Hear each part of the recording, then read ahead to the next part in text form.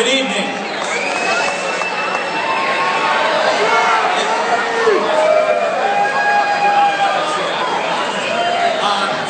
For those to whom I have not yet introduced myself, I'm Tom Schlafly.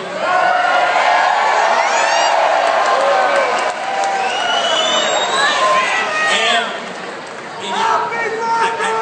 I never thought I'd be able to say this. Welcome to the 21st birthday of the largest American-owned brewery in St. Louis.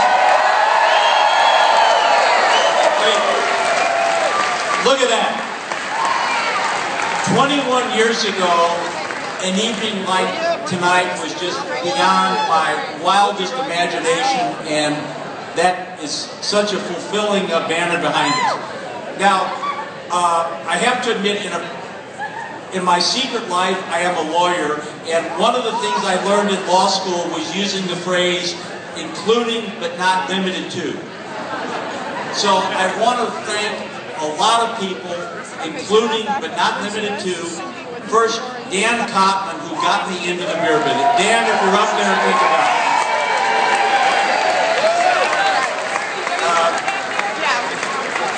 Dan was the one who convinced me that a craft brewery would work in St. Louis. I was suspicious. He pushed me. He got us into the business, and he deserves most of the credit for what's happening. But I sometimes say I sign 170 paychecks. I can't do any one of those jobs, and Dan can do all of them. So Dan, thank you. If you're up there, thank you.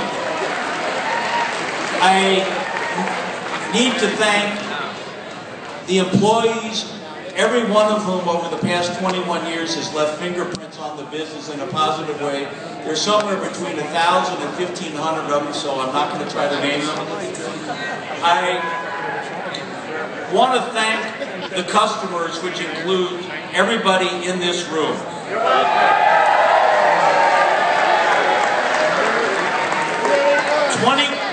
21 years ago, the conventional wisdom was that another brewery could not exist in St. Louis. There was the brewery, which is now owned by Brazilians, I might point out if I haven't said that before. And so, I mean, the money you're spending on Schlafly tonight stays in a bank account in St. Louis. It's not going to Sao Paulo. There are a lot of reasons the past 21 years have been fulfilling, and I'm not going to go through all of it. I'm going to try to condense it.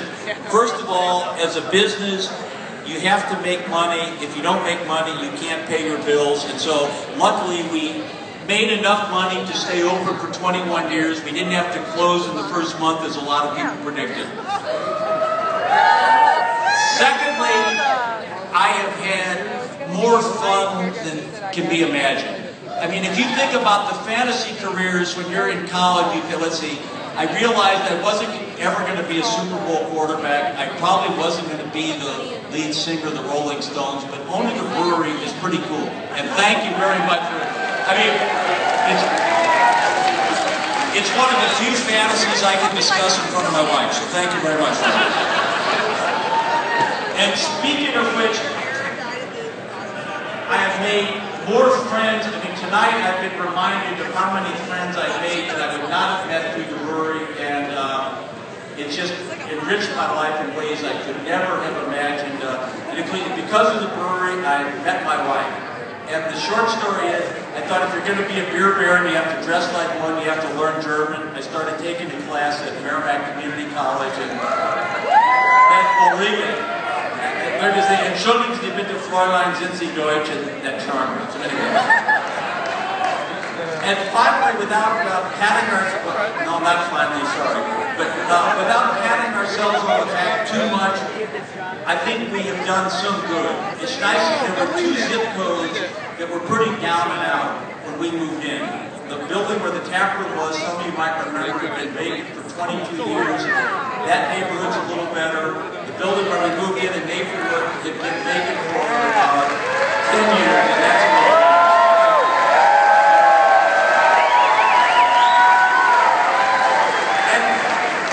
And actually, the other thing that's very fulfilling about the good we've done, it's a little more amorphous, but one of my complaints is that too many St. Louisans have a negative self-image. And in fact, when we first opened, I remember 21 years ago, the tap room was crowded, and there was someone, whoever he is, might be in the room tonight, he said, "This place is really cool, what the hell is it doing in St. Louis?" And that irritated me, because I am a huge St. Louis chauvinist, and I think what you have done tonight is prove cool things do happen in St. Louis, and thank you so much for that.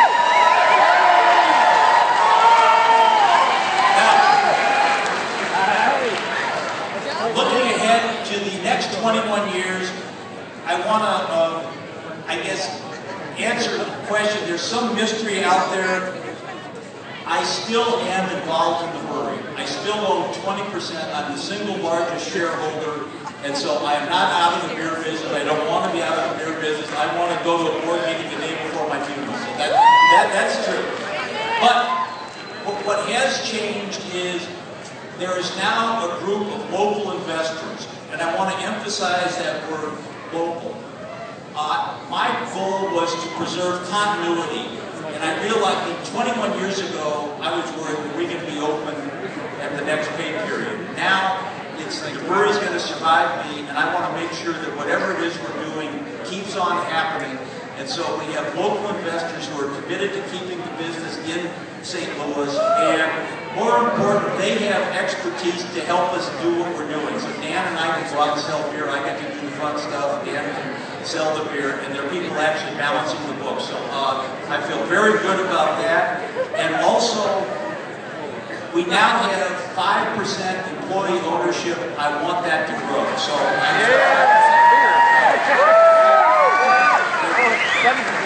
as I said, the people who made the company what it is are the employees, and when I'm at the great beer hall in the sky, who better to be in control of the business than the people who have brought us where we are. Now, I have one final request, and thinking back 21 years ago today, or maybe within a few days of now, there are a lot of people who got amorous inspiration from Schlafly beer. So I realized doing a little math that around late September or October of this year, we will see the birth of the first baby conceived under the influence of Schlafly beer. And we are not allowed to market directly to that child because he or she is not yet 21, and we are, of course, a very socially responsible company, so we will not market to him or her. But we can market to the parents. And so we want to identify whoever it was. And so if you think you may be the parents of the first child conceived under the influence of Schlafly beer, if you know the parents, if maybe one of your younger siblings, whoever it is, help us find that child. So you can use the social media, Facebook, Twitter. You can go send your submission to Troy Brodsky at questions@schlafly.com. And now you might be saying, what are we going to do with that? Well, I'm going to mention a quote by a great St. Louis philosopher named Yogi Berra, who said, if you don't know where you're going, you have to be very careful. You might not get there. I don't know what we're going to do with this information. So anyway, if you can help us identify the first child conceived under the influence of Schlafly beer 21 years ago, he or she will be 21 this fall. We'll give him free beer, and it'll be fun. Anyway.